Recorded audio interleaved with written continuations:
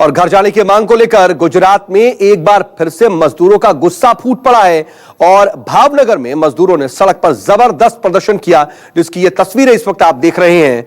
बता दें कि इस दौरान मजदूरों ने जमकर तोड़फोड़ और बवाल भी की। बताया जा रहा है कि मजदूरों से अधिकारियों ने घर भेजने का वादा करके इकट्ठा उन्हें किया था, लेकिन घर भेजने की बजाय स्थानीय फैक्ट्रियों में काम करने की नसीहत देने लगे, जिससे मजदूर भड़क गए और जमकर वहां पर हंगामा हो गया। देखिए किस तरह से किस कदर तोड़फोड़ हुई है और वहां पर किस तरह से झड़प हुई, यह तस्वीरों में आप देख सकते हैं। दरअसल वहां पर मजदूर बेकाबू हो गए। उन्हें अधिकारियों ने घर वापस जाने की बात कहकर के बुलाया था, इकट्ठा किया, लेकिन वहां पर अधिकारी स्थानीय फैक्ट्रियों में काम करने की नसीहत देने लगे, जिसे मजदूरों ने बिल्कुल नकार दिया, क्योंकि मजदूर वहां पर घर जाने की बात सुनने के लिए आए थे और उस व्यवस्था के बारे में समझने के लिए आए थे। लेकिन वहां पर कहीं ना कहीं ये आधिकारिक तौर पर चूक हुई कि बुलाया उन्हें घर जाने के लिए गया, लेकिन उन्हें फैक्ट्रियों में काम करने की नसीहत दी जाने लगी, जिससे मजदूर नाराज हो गए और फिर ये तस्वीरें निकल करके सामने आई। भूपेंद्र सिंह मेरे सहयोगी इस खबर पर जुड़ रहे हैं मेरे साथ। भूपेंद्र, क्या ऐसी स्थिति हो गई? क्या अधिकारी ये समझ नहीं पा रहे कि मजदूरों के सब्र का बांध टूट चुका है? सूरत से तमाम और दूसरी जगहों से जो तस्वीरें सामने आ रही हैं, अब एक बार फिर से यही स्थिति दिख रही है। शायद इसको रोका जा सकता था अधिकारी अगर थोड़ी सी भी कहीं ना कहीं समझदारी दिखाते। बिल्कुल, क्योंकि उन्हें ये लगा कि बहुत दिनों से मजदूर बेकार बैठे हुए हैं, तो इन्हें वैसे तो वो आ नहीं रहे थे। पहले ये पता चला है कि उन्हें संदेशा भेजा गया था आने के लिए, लेकिन वो आ नहीं रहे थे, तो उन्हें गांव भेजा जा रहा है, इस तरह से बुलाया गया और उसके लिए स्वास्थ्य की जांच करनी है, इस बहाने से उन्हें बुलाया गया। और जब वो वहां पहुंचे तो उन्हें काम करने के लिए कह दिया गया, जिसके बाद मजदूरों का गुस्सा जो है वो फूट पड़ा और उन्होंने वहां पर तोड़फोड़ मचा दी। आप देख सकते हैं कि कितने दिनों से मजदूर लगातार गाँव जाने के लिए पैदल निकल जा रहे हैं, साइकिल लेके निकल जा रहे हैं, ट्रकों में भर के जा रहे हैं, जो भी तरीका उनको समझ में आता है उससे वो निकल रहे हैं यहाँ से, क्योंकि वो अब बहुत ज्यादा परेशान हो चुके हैं, उनके पैसे खत्म हो चुके हैं, उनको खाने की दिक्कतें आ रही है। तो एक ही रास्ता उन्हें एक ही चीज दिखाई दे रही, कैसे भी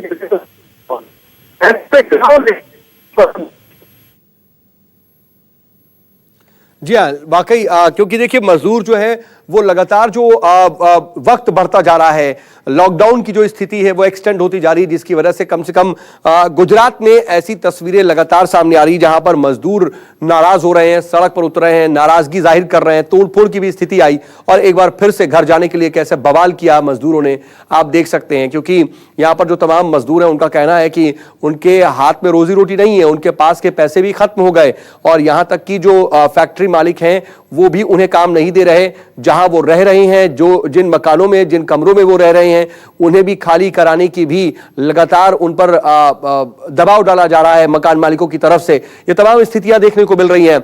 यहां तक कि कई बार ऐसी भी तस्वीरें सामने आई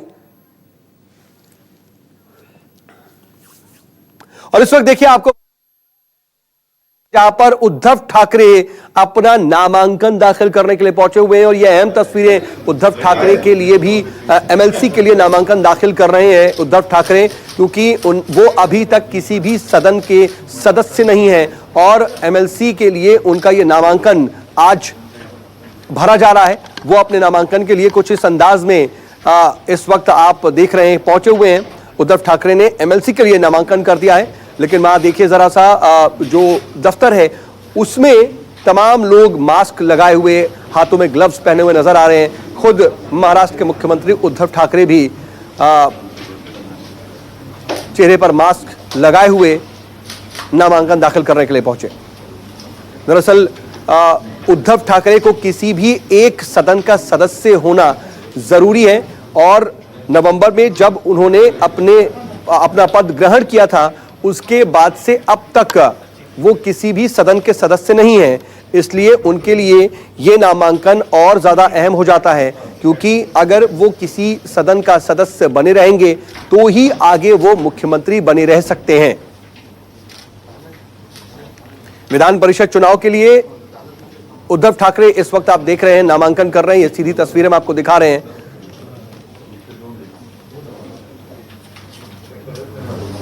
चेहरे पर ग्लव्स लगाए उद्धव ठाकरे पहुंचे हैं और इस वक्त अपना नामांकन दाखिल कर रहे हैं। बता दें कि उद्धव ठाकरे का किसी एक सदन का सदस्य चुना जाना जरूरी है।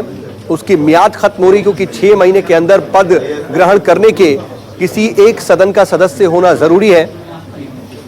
महाराष्ट्र ऐसा राज्य जहां पर 2 सदन है और एमएलसी के लिए वो अपना नामांकन दाखिल करने के लिए पहुंचे हुए हैं। वहां पर आप देख रहे हैं कि दफ्तर में भी तमाम जो कर्मचारी हैं वो कोरोना का जो इफेक्ट है, खासतौर पर महाराष्ट्र इसकी सबसे ज्यादा जो मार झेल रहा है, उसका असर दिखाई दे रहा है। वहां पर तमाम कर्मचारी भी मुंह को ढके हुए हैं, मास्क लगाए हुए हैं, बहुत से कर्मचारियों ने ग्लव्स भी पहना हुआ है। लेकिन इन सब कोरोना काल में कोरोना इफेक्ट के साथ साथ उद्धव ठाकरे नामांकन दाखिल करते हुए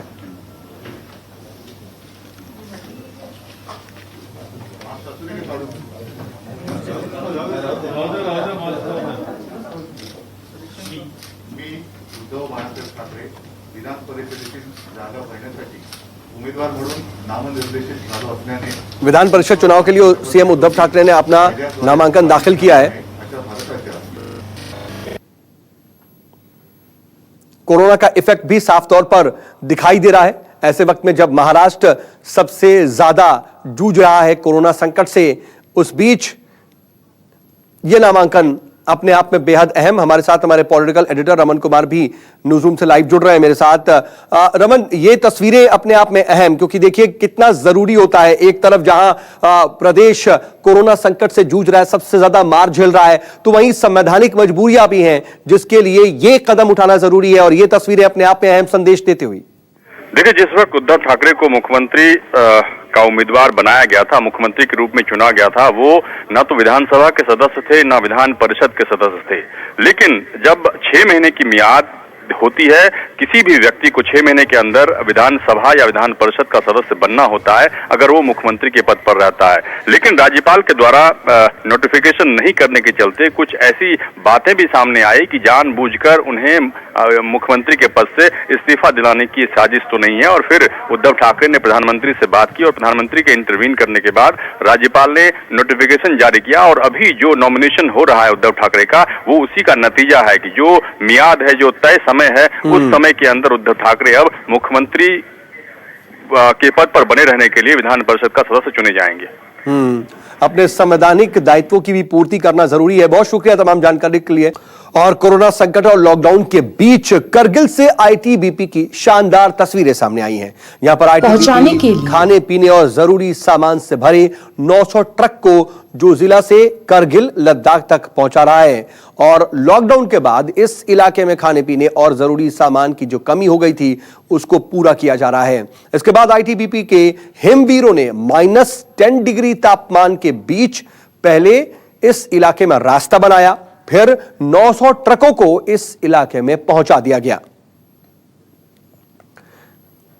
ये भी पराक्रम की तस्वीरें हैं, किस तरीके से दुर्गम रास्तों के बीच से गुजरते हुए ये ट्रक नजर आ रहे हैं और लोगों तक जरूरी सामान पहुंचे, खाने पीने के सामान पहुंचे, इसको सुनिश्चित किया जा रहा है। जरूरी सामान से भरे हुए 900 ट्रक यहां से गुजर रहे हैं।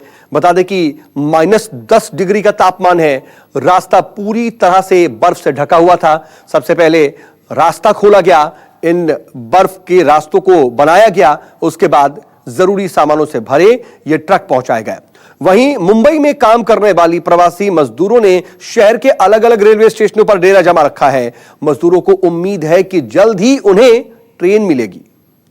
प्रवासी मजदूरों को लेकर सरकार के बड़े बड़े दावों के बीच प्रवासी मजदूर अब इस कदर परेशान हो गए हैं कि प्रवासी मजदूर जो साधन मिल रहा है उसी साधन से अब गांव जाने के लिए तैयार हैं, और जिनको साधन नहीं मिल रहा है वो पैदल ही गांव जा रहे हैं। इस वक्त हम हैं कल्याण स्टेशन के बाहर, और यहाँ पर आसपास दर्जनों प्रवासी मजदूर इधर उधर से आए हुए हैं और इस उम्मीद में आए हुए हैं कि जल्द ही उनको कोई ट्रेन मिले और वो गांव चले जाएं। इनका कहना है कि इन्होंने पुलिस स्टेशन में फॉर्म भी भरा है, अपना मेडिकल भी कराया है, ताकि किसी प्रकार की कोई दिक्कत ना हो और ये अपने गांव पहुंच सके। लेकिन अभी तक यहाँ पे कोई ट्रेन का बंदोबस्त नहीं दिख रहा है और ना ही प्रशासन की तरफ से कोई जानकारी आई है कि कोई ट्रेन है।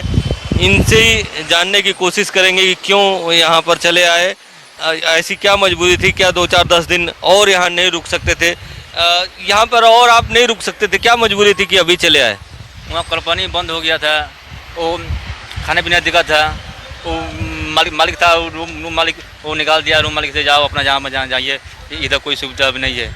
बस हम लोग आया, बैग उठाया, 2 दिन हम लोग पता चला खोपड़ी 2 दिन के आगे मैं यहाँ कान पे स्टेशन पर आकर हम लोग यहाँ बैठे हुए हैं। डॉक्टर का मेडिकल फिटनेस सर्टिफिकेट भी है इनके पूरे ग्रुप का। उनको कुछ नहीं मिल रहा है। पुलिस स्टेशन जाते हैं, फाइल लेकर तो वहाँ मार के भगा देते हैं। बोलते हैं साहब हम यहाँ कोई सुनवाई नहीं करते हैं, बोलते हैं जमा नहीं करेंगे। क्या करें, इधर खाना नहीं मिल रहा है। इधर 15 दिन से इतना खाया, काल से 200 किलोमीटर हट गया इधर, रात सारा रात कोई भी कुछ भी नहीं मिला। गाड़ी बड़ी क्या करें, हम लोग के पास पैसा भी नहीं, हम लोग कैसे जाएगा गाँव? कलकत्ता वाला है हम लोग। कितनी बड़ी संख्या में जो प्रवासी मजदूर हैं, किसी को बिहार जाना है, किसी को बंगाल जाना है और किसी को यूपी जाना है, सभी लोग परेशान हैं। वो चाहते हैं कि कोई भी साधन सरकार मुहैया कराए और वो किसी तरह अपने गांव पहुंचे। कैमरा राजेंद्र के साथ इंद्रजीत सिंह, न्यूज़ 24 कल्याण। और जम्मू कश्मीर से इस वक्त की बड़ी खबर, जहां पर 4G इंटरनेट सेवा बहाली मामले में सुप्रीम कोर्ट ने केंद्रीय गृह सचिव की अगुवाई में हाई पावर कमेटी गठित करने का आदेश दिया है। और हाई पावर कमेटी तय करेगी कि राज्य में 4G सेवा का जो उसकी इजाजत है वो दी जाए या नहीं दी जाए। फिलहाल 4G जो सेवाएं हैं घाटी में पूरी तरह से बंद हैं। फेक न्यूज ना फैले या किसी तरह की जो अफवाहें हैं वो ना फैलें, उसके लिए 4G सेवाओं पर इस वक्त रोक लगाई गई है।